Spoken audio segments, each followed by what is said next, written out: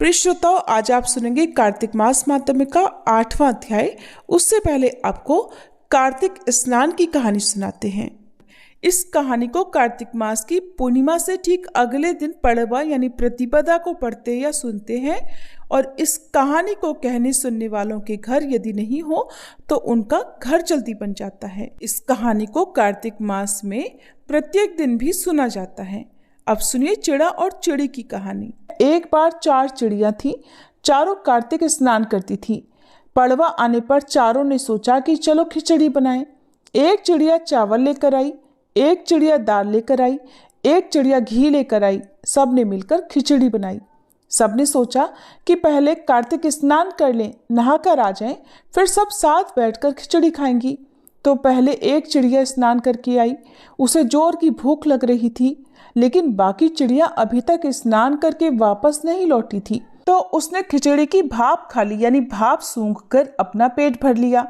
दूसरी चिड़िया आई, उसे भी भूख लगी थी, तो उसने पानी पी लिया। तीसरी चिड़िया ने खिचड़ी खा ली और चौथी चिड़िया ने बची हुई खुरचन खा ली। कुछ समय के बाद चारों चिड़िया मर गई। जिस चिड़िया ने भाप खाई थी वो तो राजा के घर राजकुमारी बनी। जिस चिड़िया ने पानी पिया वो कुम्हार की लड़की बनी। जिस चिड़िया ने खिचड़ी खाई थी वो अगले जन्म में ब्राह्मण की लड़की बनी। और जिस चिड़िया ने खुरचन खाई थी वह हथिनी बनी। अब कुम्हार की लड़की राजा के यहाँ दासी बनी, ब्राह्मण की लड़की राजकुमारी की सहेली बनी, हथिनी भी राजा के यहाँ पर ही थी। राजकुमारी को पिछले जन्म की सारी बातें याद थी।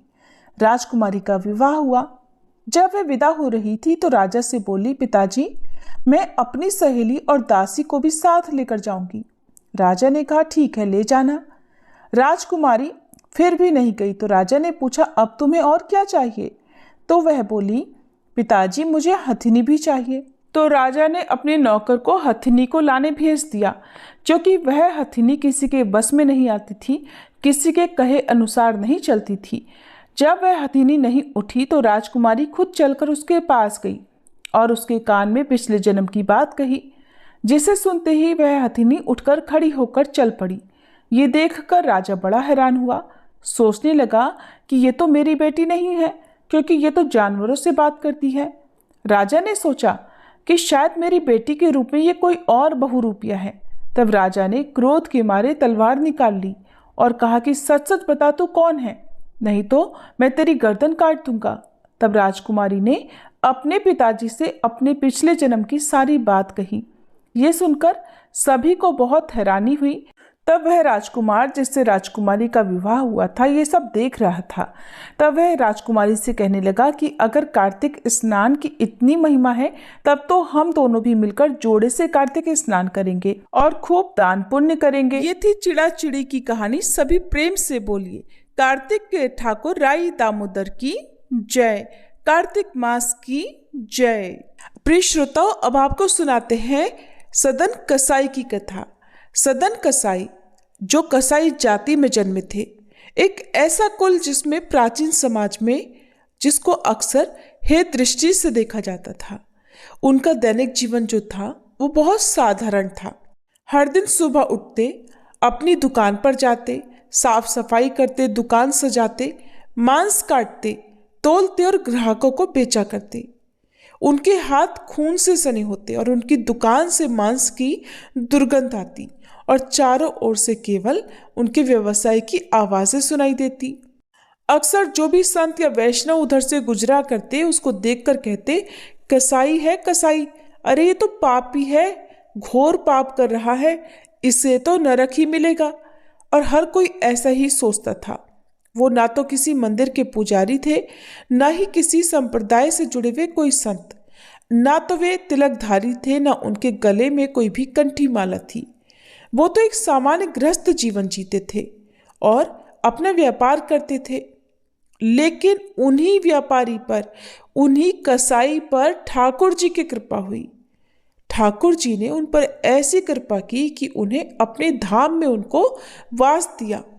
एक दिन सदन कसाई रास्ते से गुजर रहे थे तो उन्हें एक गोल काला और भारी पत्थर मिला। देखकर उन्होंने सोचा, ये तो तराजू तोलने के काम आएगा, चलो इसे उठाकर रख लेता हूँ। और वो उस पत्थर को उठाकर अपनी दुकान पर ले आए। अब उसी पत्थर से वो मांस तोल तोल कर लोगों को देने लगे।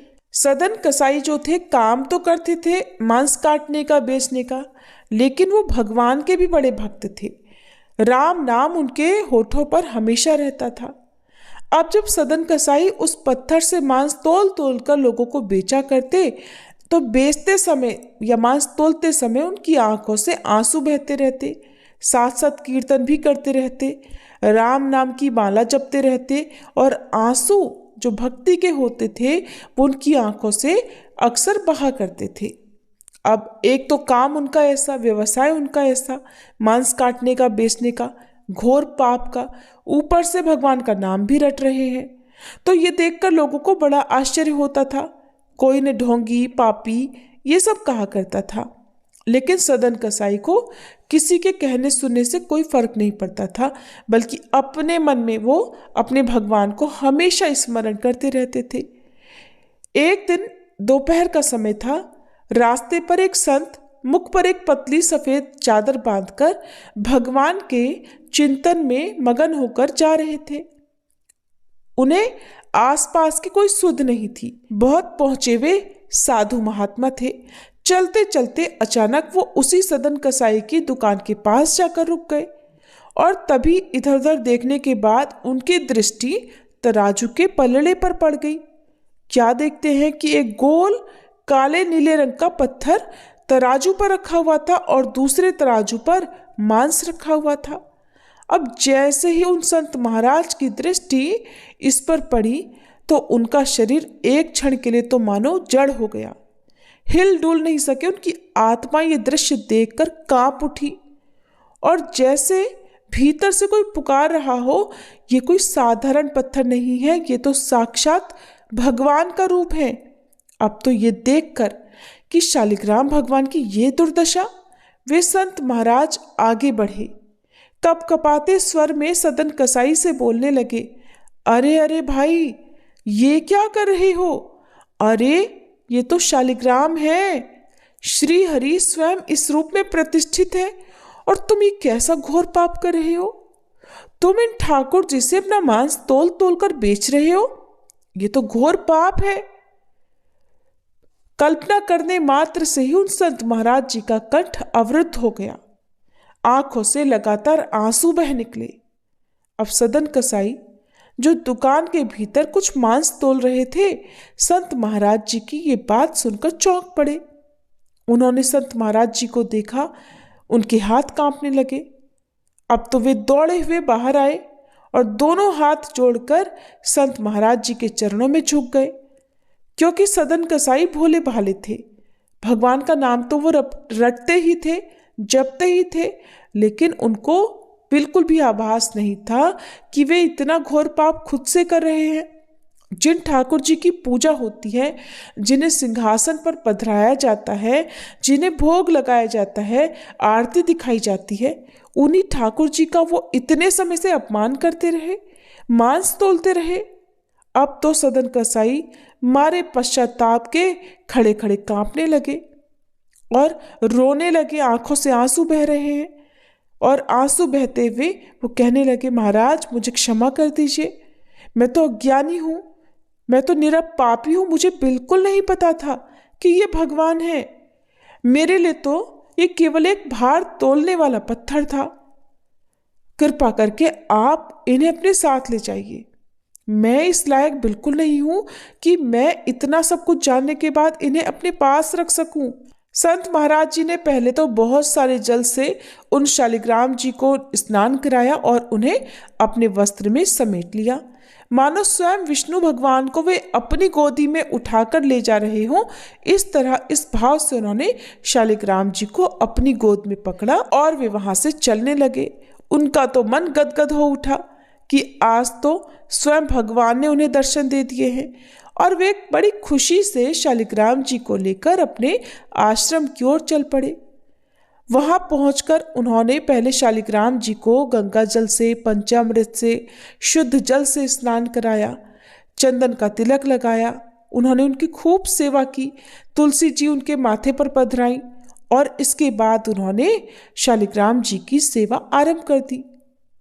अब दूध, दही, घी, मधु, शहद, पंचामृत से स्नान कराने के बाद ढेर सारा इत्र भी लगा दिया, क्योंकि इतने दिन तक ठाकुर जी सदन कसाई के यहाँ जो थे। अब इत्र लगाने के बाद चंदन से और इत्र की महक से प्रभु का शरीर सुवासित किया गया।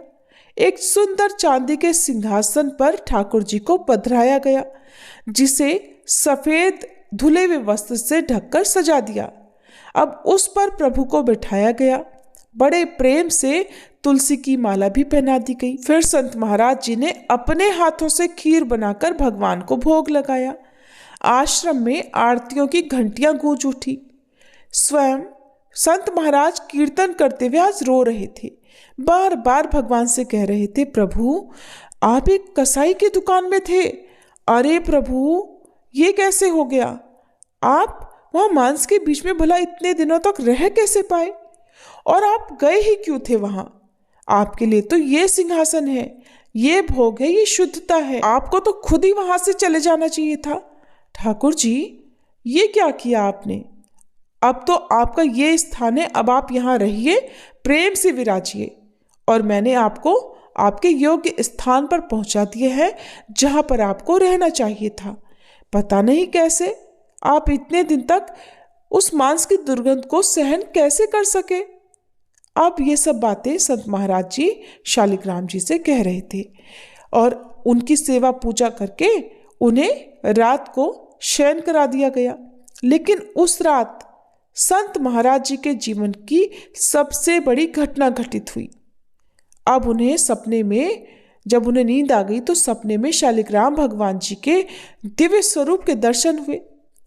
और जब शालिग्राम भगवान जी ने संत महाराज जी को स्वप्न में दर्शन दिए तो कहा, संत महाराज जी, आपकी सेवा हमें बहुत पसंद है। आप बहुत नियम से पूजा पाठ करते हैं, हमें वो भी पसंद है। आपने हमारी खूब सेवा की है, हमें वो भी अच्छी लगी।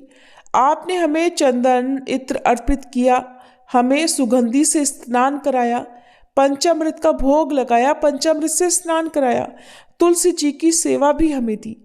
लेकिन हमें उसी सदन कसाई के पास वापस ले जाओ, हमारे यहाँ पर मन नहीं लगता। हमें तो सदन कसाई के पास में खूब आनंद आता है, और जब वह तराजू पर मांस तोलते हैं और दूसरे तराजू पर जब हमें पधरा देते हैं तो हम कभी इधर लुढ़के कभी उधर लुढ़के, हमें खूब आनंद आता है।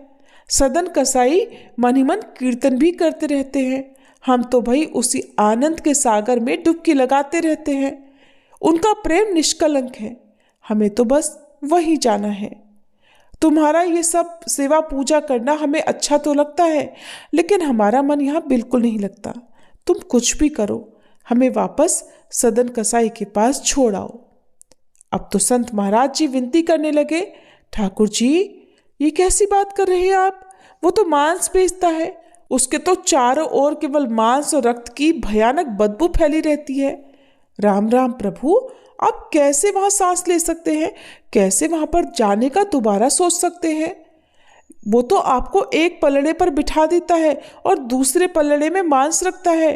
ये तो शास्त्र विरुद्ध है, वेद विरुद्ध है। सनातन धर्म में तो ऐसा कहीं कोई वर्णन ही नहीं कि जहां पर मांस खाया जाता हो, मांस बेचा जाता हो, काटा जाता हो, वहां पर ठाकुर जी विराजमान हो सके। नहीं ठाकुर जी, ये पाप मुझसे तो नहीं होगा।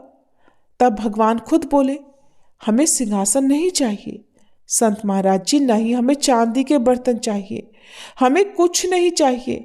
हमें तो बस प्रेम से सराबोर वो आंसू चाहिए, वो भक्ति के आंसू चाहिए जो सदन कसाई हर समय बहाता रहता है। वो तो हमें जहाँ रखेगा हम प्रेम से बस वहीं रह लेंगे। जब संत महाराज जी ने बार बार भगवान जी की ये विनती सुनी, कहाँ तो भक्त भगवान से विनती करते हैं और कहाँ आज ठाकुर जी ने संत महाराज जी को दर्शन देकर उनसे बारंबार विनती की। इसके बाद बड़े उदास मन से ठाकुर जी अंतर्ध्यान हो गए। अब तो संत महाराज जी चौंक कर उठे और उन्हें स्वप्न की बात याद रही।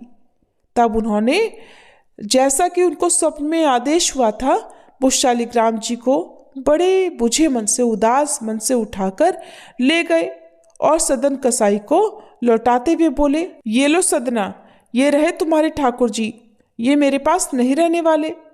अब तो सदन कसाई हाथ जोड़कर कांपते हुए कहने लगे, महाराज ये क्या कर रहे हैं आप?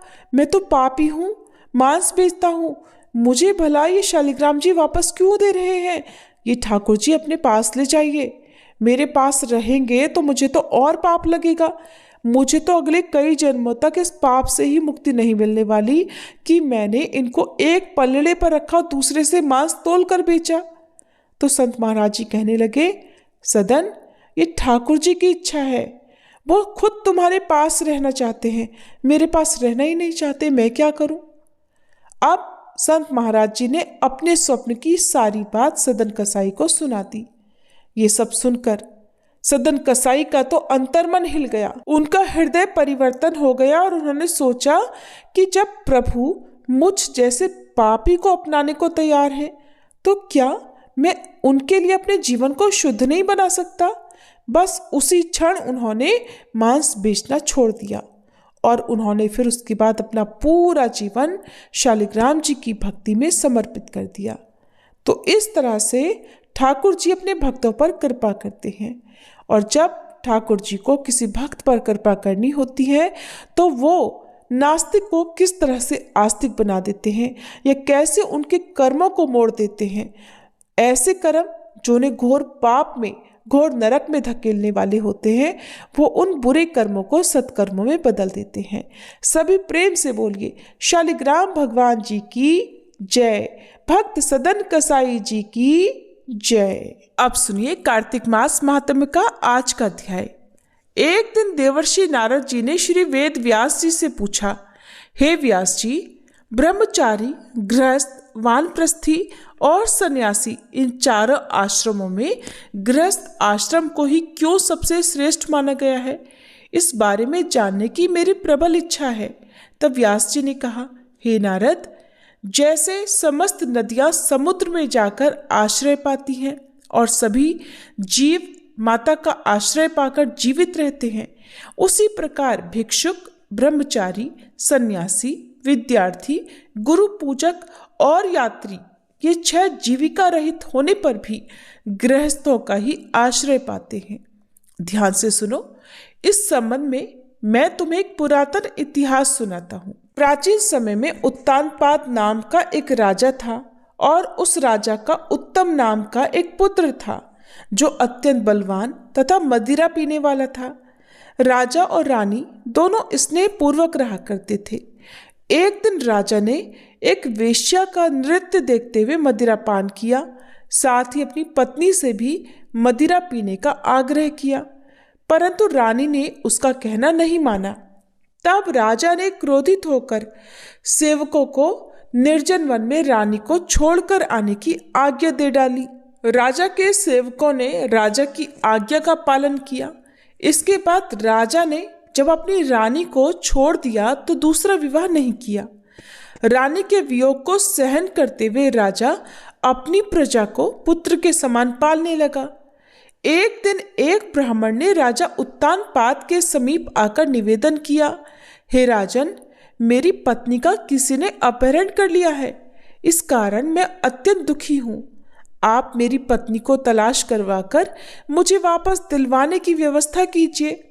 तब राजा ने कहा, हे महाराज, मुझे नहीं पता कि आपकी पत्नी को कौन, किधर और कहाँ ले गया है। अब भला इस स्थिति में मैं उसे ढूंढकर कहाँ से ला सकता हूँ? ये सुनकर ब्राह्मण देवता बोले, राजन, 6ठा भाग कर के रूप में प्राप्त करने के कारण आप प्रजा के रक्षक हैं।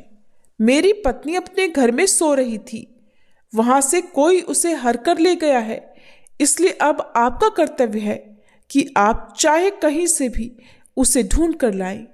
राजा ने कहा, हे विप्र, मैंने तो आपकी पत्नी को कभी देखा तक नहीं और ना ही मैं ये जानता हूं कि वह कैसे रंग, रूप और स्वभाव वाली है। तब फिर मैं उसे कैसे खोज सकता हूं?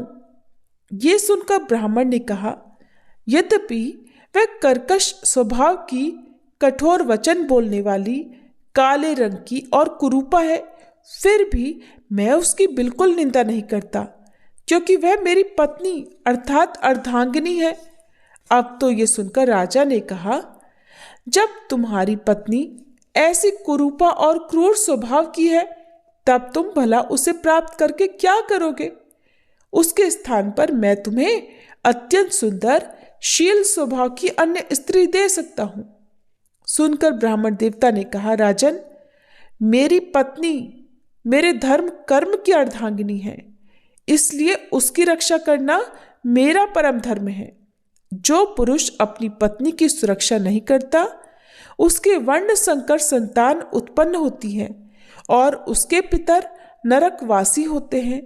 वेश्यागामी पुरुष का कल्याण कभी नहीं हो सकता, और जो मनुष्य ऋतुकाल के पश्चात अपनी स्त्री से सहवास नहीं करता, उसके पितर 1 मास तक उसके रुधिर में तैरते रहते हैं।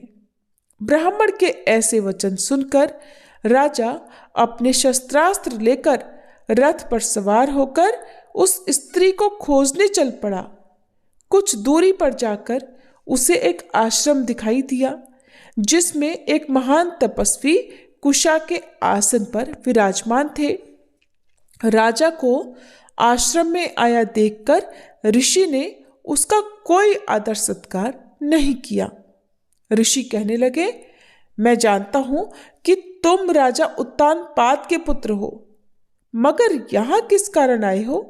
तब राजा ने कहा, हे मुनि, एक ब्राह्मण के घर से कोई उसकी पत्नी को हरकर ले गया है। मैं उसी की खोज में इधर आया हूं, मगर मैं देख रहा हूं कि न तो आपने मुझे अर्घ्य दिया और न ही किसी प्रकार का आदर सत्कार किया। इसका क्या कारण है? ऋषि ने उत्तर दिया, हे राजन, तुम अर्घ्य के योग्य होते हुए भी इस समय उसके पात्र नहीं हो, क्योंकि तुमने अपनी निरपराध पत्नी का वन में त्याग किया है। जहां स्त्री का यह धर्म है कि वह तन मन से अपने पति की सेवा करे तथा उसकी आज्ञाकारी रहे, वहीं पति का भी ये धर्म है कि वह अपनी पत्नी का यथोचित सम्मान करे। जिस घर में स्त्रियों का मान होता है, वहां पर देवताओं का वास होता है, और इसके विपरीत जहां स्त्रियों का निरादर होता है, वहां सुख शांति कभी रह ही नहीं सकती। इतना सुनकर राजा अत्यंत लज्जित होकर पूछने लगा, भगवान, आप भूत भविष्य और वर्तमान तीनों कालों के जानने वाले हैं, इसलिए कृपा करके बताइए कि ब्राह्मण की पत्नी को हरकर कौन, क्यों और कहां ले गया है। तब ऋषि ने ध्यान धरकर कहा, राजन, अदिति का पुत्र वलाक नामक राक्षस उस ब्राह्मणी को हरकर उत्पलावर्त वन में ले गया है। तुम उसको ढूंढकर ब्राह्मण का संयोग कराओ। ये सुनकर राजा मुनि को प्रणाम करके अपने रथ पर सवार होकर उत्पलावर्त वन में जा पहुंचा। वहां जाकर राजा ने देखा कि एक स्त्री बिल्व फल खा रही है। ब्राह्मण ने जैसा बताया था वैसा ही रंग रूप देखकर राजा ने उसे पहचान लिया और कहा, हे कल्याणी, तुम कौन हो और इस वन में क्यों आई हो? तब ब्राह्मणी बोली, मैं अतिरात्र की पुत्री तथा विलास पुत्र की पत्नी हूं। मैं अपने घर में सो रही थी कि वलाक नामक राक्षस अपहरण करके मुझे यहाँ ले आया है। यहाँ लाने के बाद उसने न तो मुझे किसी प्रकार कोई कष्ट दिया है और न ही मेरा सतीत्व नष्ट करने का प्रयत्न किया है। इतना होने पर भी मैं अपने पति के वियोग के कारण अत्यंत दुखी हूं। राजा ने पूछा, हे ब्राह्मणी, फिर बताओ वह राक्षस कहाँ गया है? तब ब्राह्मणी ने बताया कि वह इस वन के अमुक स्थान पर गया है। और फिर जब राजा ब्राह्मणी द्वारा बताए गए स्थान पर पहुंचा तो राक्षस देखते ही राजा के चरणों में गिरकर बोला, राजन, बताओ मेरे लिए क्या आज्ञा है? तब राजा ने कहा, अरे निशाचर, तू ब्राह्मणी को हरकर क्यों लाया है यदि तू इसके साथ विवाह करना चाहता है तो ये अत्यंत कुरूपा है, और यदि तेरी खाने की इच्छा हो तो तू वैसा कह दे। तब राक्षस कहने लगा, राजन, मेरे घर में अनेक रूपवती अप्सराएं हैं। उनके अलावा मैंने कभी किसी स्त्री से भोग की इच्छा नहीं की, और न मैं मांस भक्षण करता हूँ। मैं तो पूर्व जन्म के पापों का प्रायश्चित कर रहा हूँ। इस ब्राह्मणी का पति राक्षसों को मारने का मंत्र जानता है। जब हम यज्ञ का अन्न ग्रहण करने के लिए जाते हैं तो वह हमको भगा देता है, क्योंकि यज्ञों का आचार्य वही बनता था, और इसी कारण उस ब्राह्मण को दुखी करने के लिए मैं उसकी पत्नी को हर लाया हूँ। शास्त्रों के नियमानुसार स्त्री के बिना पुरुष को धार्मिक कर्म करने का अधिकार नहीं है, अतः अब वह यज्ञों में आचार्य नहीं बनता। राक्षस के ऐसे वचन सुनकर राजा ने विचार किया कि ये भी परोक्ष रूप से देखा जाए तो मेरी ही निंदा कर रहा है। मुनि ने भी स्त्री का त्याग करने के कारण मुझे अर्घ्य योग्य नहीं माना। तभी राजा को विचार मग्न देखकर राक्षस कहने लगा, हे राजन, मैं आपकी प्रत्येक आज्ञा का पालन करूंगा, आप आज्ञा दीजिए। इतना कहकर वह राक्षस हाथ जोड़कर खड़ा हो गया। राजा ने कहा, हे निशाचर, तुम इस ब्राह्मणी को इसके घर पहुंचा दो, और उसके बाद जब भी मैं याद करूं तुम मेरे पास आ जाना। इतना सुनते ही वह राक्षस ब्राह्मणी को लेकर उसके घर छोड़ने चला गया। इसके बाद राजा सोचने लगा कि मैंने अपनी निर्दोष पत्नी को घर से निकाला है, इसलिए मैं अब कौन सा ऐसा पुण्य कर्म करूं जिससे मुझे इस पाप से मुक्ति मिल सके। तब राजा ने पुनः उन्हीं मुनि के पास जाकर उनसे ही उपाय पूछा। मुनि ने बताया, राजन, पुरुष के लिए स्त्री धर्म, अर्थ, काम और मोक्ष सब कुछ देने वाली है। इतना ही नहीं, स्त्री के बिना इस लोक तथा परलोक कहीं पर भी सुख की प्राप्ति हो ही नहीं सकती।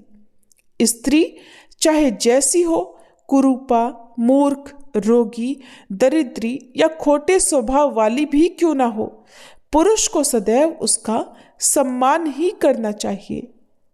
तब पश्चाताप करते हुए राजा ने कहा, हे मुनि, मैंने भी अपनी निर्दोष पतिव्रता स्त्री को त्याग दिया है, अतएव अब मैं क्या करूं? तब मुनि ने कहा, हे राजन, तुम्हारी पत्नी को अकेली वन में घूमते हुए देखकर शतापात नामक एक नाग उसे पाताल लोक में ले गया है। उस नाग की नंदा नाम की एक कन्या है, जिसने उसको घर में छुपा रखा है। ये सुनकर राजा वहां से अपने घर आया तो ब्राह्मण को स्त्री सहित अपने घर में देखकर बड़ा प्रसन्न हुआ। इसके बाद राजा ने जैसे ही वलाक राक्षस को याद किया, वह तुरंत उपस्थित हो गया। तब राजा ने उसे पाताल लोक से अपनी पत्नी को लाने का आदेश दिया। आज्ञा मिलते ही वलाक पाताल लोक गया और वहां से राजा की पत्नी को लाकर उसे सौंप दिया। इसके बाद राजा और रानी स्नेह पूर्वक रहने लगे। देवर्षि नारद जी ने अंत में कहा, हे राजा प्रथु, यह गृहस्थ आश्रम महात्म्य हमने तुमको विस्तार पूर्वक सुनाया। अब और क्या सुनना चाहते हो सो कहो। हरे कृष्ण। आज कार्तिक मास महात्म्य के अध्याय में बस इतना ही। इसके आगे का वृतांत आप सभी कल के अध्याय में जरूर सुनिएगा। अब सुनिए सीता नित्यनेम की कहानी। फिर हमेशा की तरह श्री तुलसी स्तोत्र, चालीसा पाठ और आरती सुनेंगे। अब सुनिए कार्तिक मास की सीता नित्यनेम की कहानी। इस कहानी को सीता माता कहती थी और प्रभु श्री राम सुना करते थे। एक दिन श्री राम भगवान को किसी काम के लिए बाहर जाना पड़ा तो सीता माता कहने लगी कि भगवान, मेरा तो 12 वर्ष का नित्यनेम है, अब आप बाहर जाएंगे तो मैं अपनी कहानी किसे सुनाऊंगी। तब श्री राम ने कहा कि सीते, आप कुएं की पाल पर जाकर बैठ जाना और वहां पर जो भी औरतें पानी भरने आएंगी उन्हें अपनी कहानी सुना दिया करना। सीता माता कुएं की पाल पर जाकर बैठ गई। तभी एक स्त्री आई। उसने रेशम की जरी की साड़ी पहन रखी थी और सोने का घड़ा ले रखा था। सीता माता उसे देखकर कहने लगी, बहन, मेरा 12 वर्ष का नितनेम सुन लो। पर वह स्त्री बोली कि मैं तुम्हारा नितनेम सुनूंगी तो मुझे तो घर जाने में देर हो जाएगी और मेरी सास मुझसे झगड़ा करेगी। इसलिए उसने कहानी नहीं सुनी और अपने घर चली गई। लेकिन उसके घर जाते ही उसकी रेशम जरी की साड़ी फट गई। सोने का घड़ा मिट्टी के घड़े में बदल गया। सासू ने देखा तो पूछा, अरे बहू, ये किसका दोष अपने सिर लेकर आ गई है? बहू बोली, माँ जी, कुएं पर एक औरत बैठी थी। उसने अपनी कहानी सुनने के लिए कहा, लेकिन मैंने नहीं सुनी। शायद उसी का ये फल मुझे मिला है। बहू की बात सुनकर अगले दिन वही साड़ी और वही घड़ा लेकर सास कुएं की पाल पर गई। सास को वहीं पर सीता माता बैठी मिली तो माता सीता ने कहा, बहन, मेरी कहानी सुन लीजिए। सासू बोली, एक बार छोड़, मैं तो 4 बार कहानी सुन लूंगी। तब सीता माता बोली, राम आए लक्ष्मण आए, देश के पुजारी आए, नित नेम का नेम लाए, आओ राम बैठो राम, तपी रसोई जीमो राम, माखन मिश्री खाओ राम, दूध पताशा पियो राम, सूत के पलका मोठो राम, शाल दुशाला पोठो राम, शाल दुशाला ओढ़ो राम, जब बोलूं राम ही राम, राम सवारे सबके काम, खाली घर भंडार भरेंगे, सबका बेड़ा पार करेंगे, श्री राम जय जय राम। सासू बोली, बहन, कहानी तो बहुत अच्छी लगी। फिर कहानी सुनकर सासू घर चली गई और उसकी साड़ी फिर से रेशम जरी की बन गई। मिट्टी का घड़ा भी फिर वापस से सोने के घड़े में बदल गया। बहू ने देखा तो कहने लगी, सासू माँ, आपने ये सब कैसे किया? सासू बोली, बहू, तू दोष लगा कर आई थी और मैं अब दोष उतार कर आ रही हूँ। बहू ने पूछा कि माँ जी, वह कुएं वाली स्त्री कौन है? सासू ने बताया कि वह तो सीता माता थी। वो पुराने से नया कर देती हैं, खाली घर में भंडार भर देती हैं। वह लक्ष्मी जी का वास घर में कर देती हैं और मनुष्य की जो भी इच्छा हो उसे पूर्ण कर देती हैं। बहू बोली, माँ जी, फिर तो ऐसी कहानी मुझे भी सुना दो। सास बोली कि ठीक है, तुम भी सुनो। फिर सास ने कहानी शुरू की। राम आए लक्ष्मण आए, देश के पुजारी आए, नित नेम का नेम लाए, आओ राम बैठो राम, तपी रसोई जीमो राम, माखन मिश्री खाओ राम, दूध बताशा पियो राम, सूत के पलका मोठो राम, शाल दुशाला पोठो राम, शाल दुशाला ओढ़ो राम, जब बोलूं राम ही राम, राम सवारे सबके काम, खाली घर भंडार भरेंगे, सबका बेड़ा पार करेंगे, बोलो श्री राम जय जय राम। कहानी सुनकर बहू बोली, माँ जी, कहानी तो बहुत अच्छी है। सासू ने कहा, ठीक है, अब से हम इस कहानी को रोज किया करेंगे। अब सास बहू रोज सवेरे उठती, नहाती धोती और पूजा करने के बाद नितनेम की सीता माता की कहानी कहती। एक दिन की बात है, उनके यहाँ पड़ोस की एक औरत आई और बोली कि बहन, जरा सी आँच तो देना। तो बहू बोली कि आँच तो अभी हमने जलाई ही नहीं। पड़ोसन बोली, तो फिर तुम सुबह 4 बजे से उठकर क्या कर रही हो? तो उन्होंने कहा कि हम तो सुबह सुबह उठकर पूजा करते हैं, फिर सीता माता की नितनेम की कहानी कहते हैं। पड़ोसन ने उनकी बात सुनकर फिर कहा कि सीता माता की कहानी कहने से तुम्हें क्या मिला? तब वे दोनों बोली कि सीता माता की कहानी कहने से घर में भंडार भर जाते हैं, सारे काम पूर्ण हो जाते हैं, मन की इच्छा भी पूरी होती है। पड़ोसन ने कहा, बहन, अगर ऐसा है तब तो फिर मुझे भी कहानी सुना दो। तब बहू बोली कि ठीक है, तुम भी ये कहानी सुन लो। राम आए लक्ष्मण आए, देश के पुजारी आए, नित नेम का नेम लाए। आओ राम बैठो राम, तपी रसोई जीमो राम, माखन मिश्री खाओ राम, दूध बताशा पियो राम, सूत के पल का मोठो राम, शाल दुशाला पोठो राम, शाल दुशाला ओढ़ो राम। जब बोलू राम ही राम, राम सवारे सबके काम, खाली घर भंडार भरेंगे, सबका बेड़ा पार करेंगे, श्री राम जय जय राम। पड़ोसन ने इस कहानी को सुना तो कहने लगी, बहन कहानी तो बहुत अच्छी लगी। अब वह पड़ोसन भी नितनेम सीता माता की कहानी कहने लगी। कहानी कहने से सीता माता ने पड़ोसन के भी धन के भंडार भर दिए। देखते ही देखते अब तो पूरे मोहल्ले में नितनेम की कथा चल पड़ी और हर किसी की मनोकामना पूर्ण होने लगी। हे सीता माता, जैसे आपने उन सभी के भंडार भरे, वैसे ही हमारे भी भरना।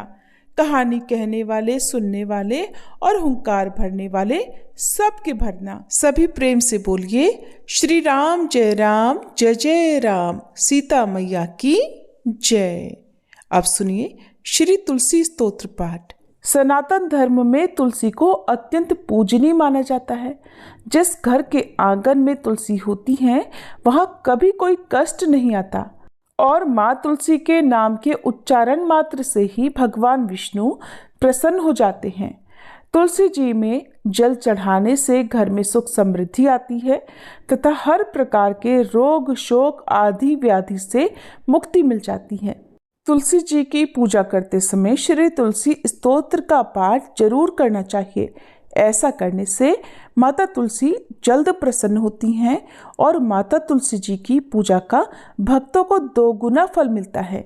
तो प्रिय श्रोताओं, अब आपको पुंडरीकृत तुलसी स्तोत्र का हिंदी अनुवाद सुना रहे हैं। आप सब भी मन में श्रद्धा रखकर तुलसी स्तोत्र का हिंदी अनुवाद सुनिए। देवी तुलसी माँ को मेरा प्रणाम है, मैं आपको नमन करता हूँ। हे विश्व की पालक, आप श्री हरि की परम प्रिय हैं। हे देवी, आपकी शक्ति के कारण ब्रह्मा से लेकर सभी देवता इस संपूर्ण संसार को बनाए रखने और उसका अंत करने में सक्षम है। इसका अर्थ है कि आपके कारण ही ब्रह्मा जी के साथ अन्य देवतागण सृष्टि के निर्माण, उसके पालन पोषण और विनाश में लगे हुए हैं। देवी तुलसी जी, आपको मेरा प्रणाम है। जो जीवन में कल्याण लाती हैं, उन देवी तुलसी को नमस्कार है। जो श्री विष्णु जी की प्रिय हैं और जो शुभ है, मुक्ति प्रदान करने वाली और समृद्धि प्रदान करने वाली देवी तुलसी को नमस्कार है। देवी तुलसी को नमस्कार है। हे देवी, कृपया मुझे सभी प्रकार के दुर्भाग्य और विपत्तियों से बचाए रखना। हे देवी, आपकी महिमा का वर्णन करना, यहाँ तक कि आपका स्मरण मात्र ही मनुष्य को पवित्र बना देता है। देवी तुलसी जी को प्रणाम। मैं देवी तुलसी को पूरी श्रद्धा के साथ प्रणाम करता हूँ, जो देवियों में सबसे प्रमुख है और जिनका तेजोमय रूप है, जिसे देखकर इस नश्वर संसार के सभी पापी अपने पापों से मुक्त हो जाते हैं। देवी तुलसी को मेरा प्रणाम है। इस पूरे विश्व को देवी तुलसी जी ने संरक्षित किया है, जिसमें गतिमान और अचल दोनों प्राणी शामिल हैं। देवी पापी व्यक्ति के सभी पापों को नष्ट कर देती हैं।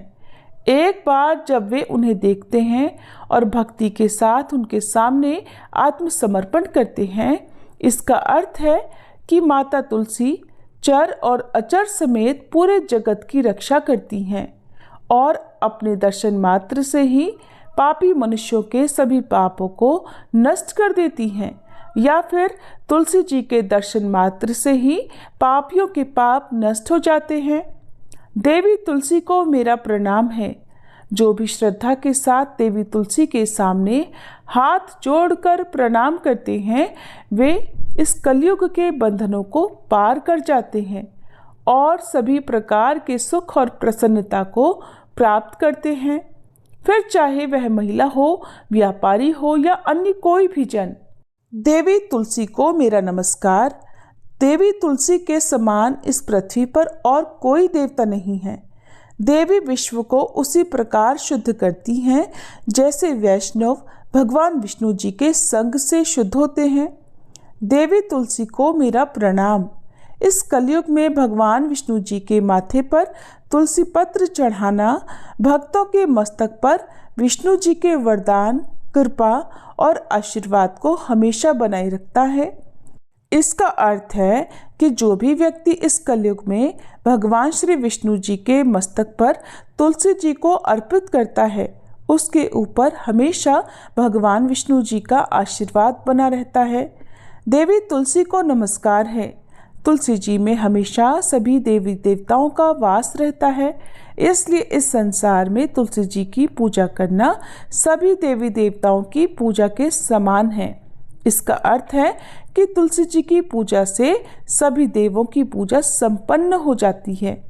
देवी तुलसी को मेरा नमस्कार है। आप सब कुछ जानने वाली हैं और भगवान विष्णु जी के प्रिय हैं। अपने भक्तों को आप सभी प्रकार की समृद्धि प्रदान करती हैं। देवी कृपया मुझे सभी प्रकार के पापों से बचाएं। हे देवी तुलसी जी को नमस्कार है।